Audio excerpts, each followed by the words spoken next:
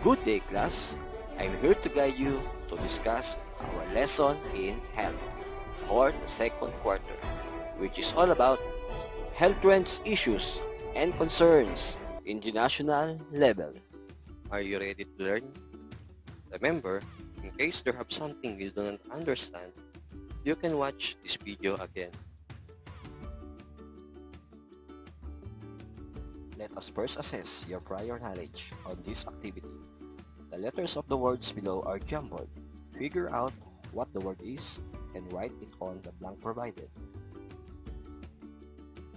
Number 1. Represented by Greek letters.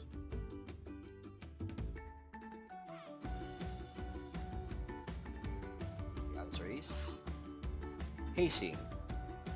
Number 2. Lower classmen in the fraternity.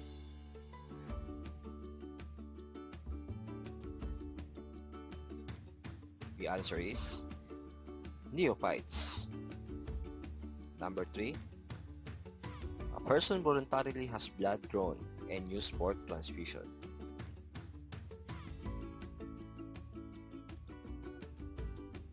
The correct answer is blood donor. Number 4. The introduction of harmful materials into the environment.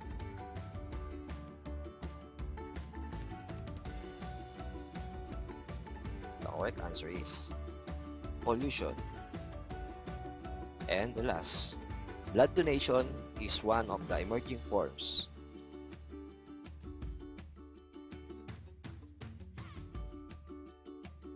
Answer is voluntary services. Before we proceed to our lesson, let us have a short review regarding to the previous lesson. Match the question on the left side with the answers on the right. Number 1. Refers to a person below 18.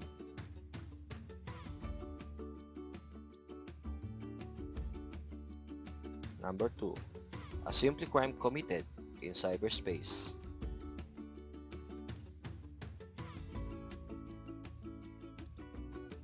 Number 3. Refers to a computer or a computer network.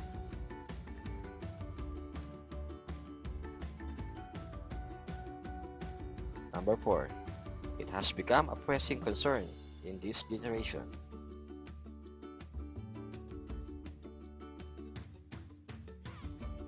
And last, known as Anti-Child Pornography Act of 2009.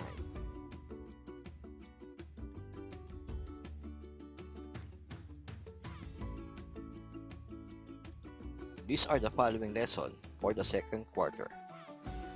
Anti-hazing law, blood donation, and safety environment.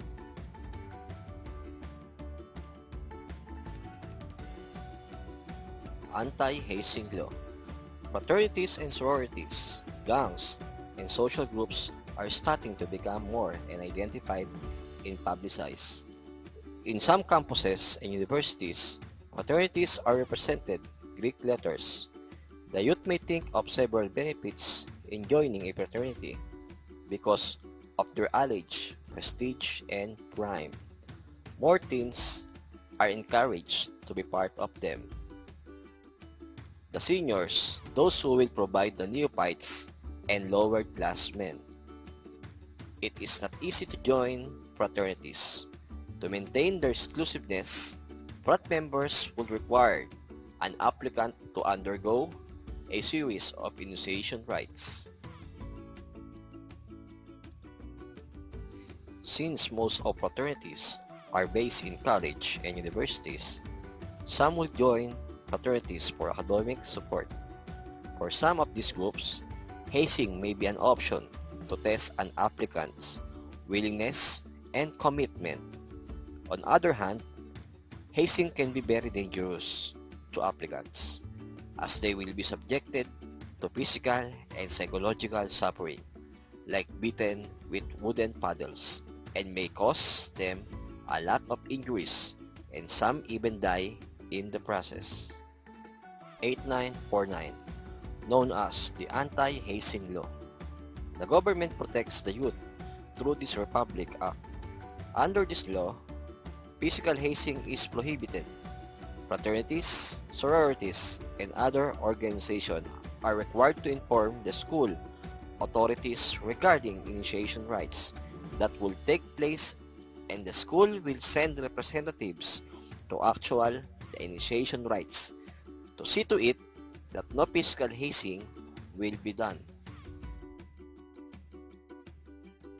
The act also penalizes those who will go to for initiation rites, wherein the applicant is subjected to severe physical and emotional pain and suffering.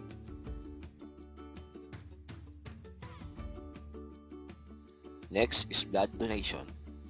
Being proactive citizen of the country, you must willingly help others in ways that will not harm you. One of the emerging forms of voluntary service is blood donation. Republic Act Number 7719 or the National Blood Service Act of 1994 aims to promote and encourage voluntary blood donation by citizenry, provide to adequate, safe and affordable and equitable distribution of blood and blood products. In order to protect the donor as well as the recipient, each blood donor must be screened prior to each blood donation by medical history and limited physical examination on the day of examination.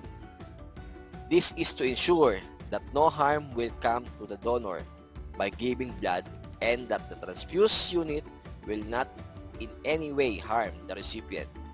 Whenever a decision is made regarding acceptance or rejection of a blood donor, their two goals should be kept in mind, like safety of donor and safety of patient.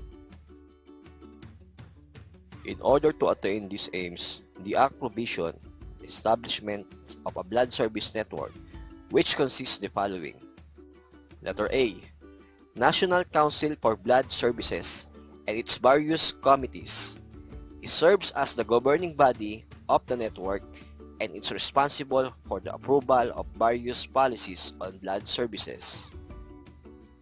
Letter B. Philippine National Blood Services. Under its blood centers, it works on the recruitment, retention, and care of voluntary blood donors, collection of blood from qualified donors, testing of units of blood for infectious disease, and the like. Letter C. Authorized blood collection, units and facilities. Letter D. Private and public hospital, blood banks and blood stations. Letter E. Non-hospital health facilities. Letter F. The last. National Reference Laboratories for Immunology and Immunohematology.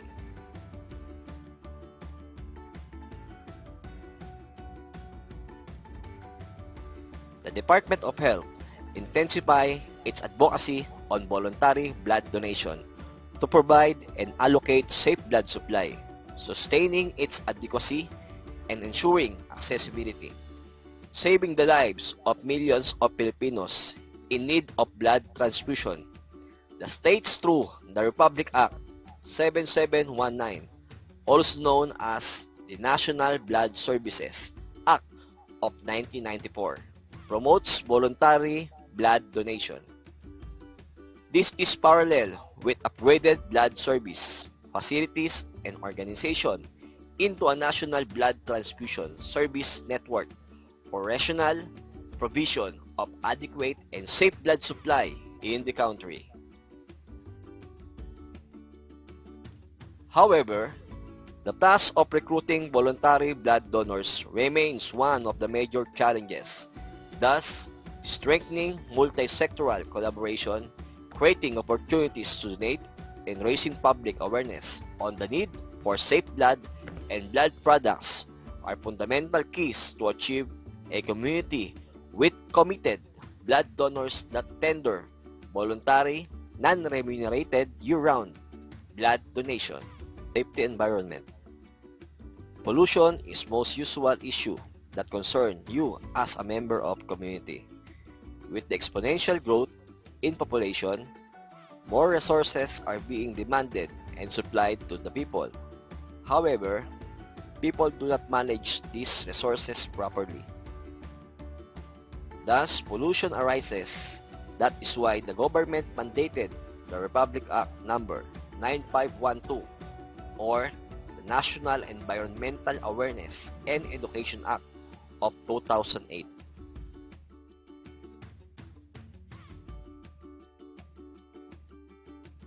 This act promotes environmental awareness through environmental education. Various educational agencies, DSWD, DOSC, and DENR, shall integrate environmental education in their curricular. It shall encompass the concept and principle law, international and national best practices, threats of degradation and its impact to human well-being, responsibilities of human in conservation, protection and rehabilitation of resources, and sustainable development through the environment. In addition, environmental education shall also be part of National Service Training Program or the NSTP. These are the three major types of pollution. Air pollution. The atmosphere is a dynamic system which steadily absorbs various pollutants from natural and anthropogenic sources.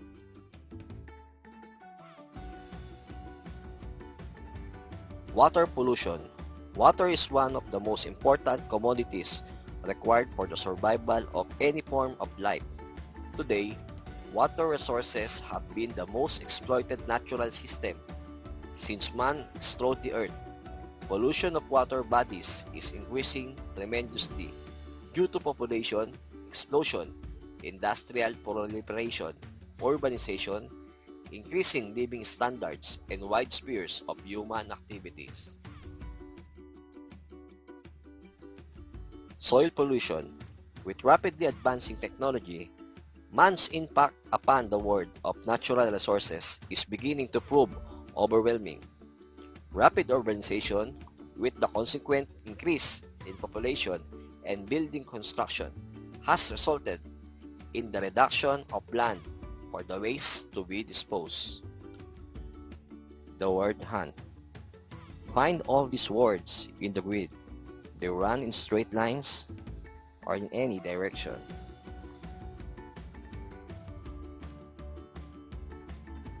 You only have 5 minutes to finish this activity.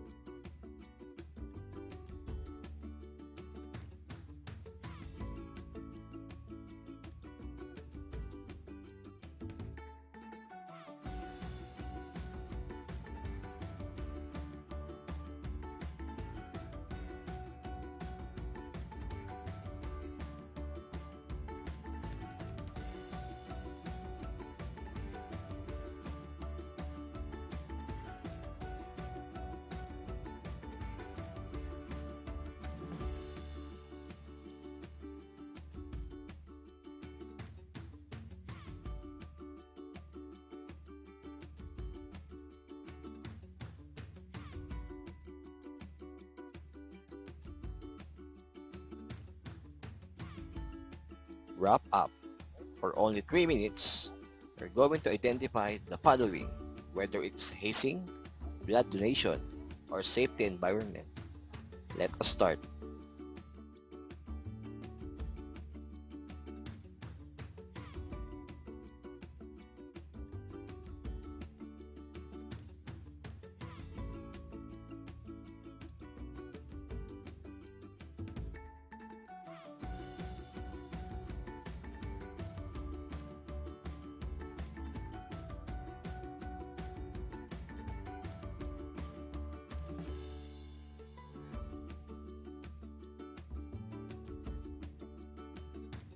Let us assess your knowledge regarding to our lesson. Put smile if the sentence is according to the policy, and sad if it is not. Here we go.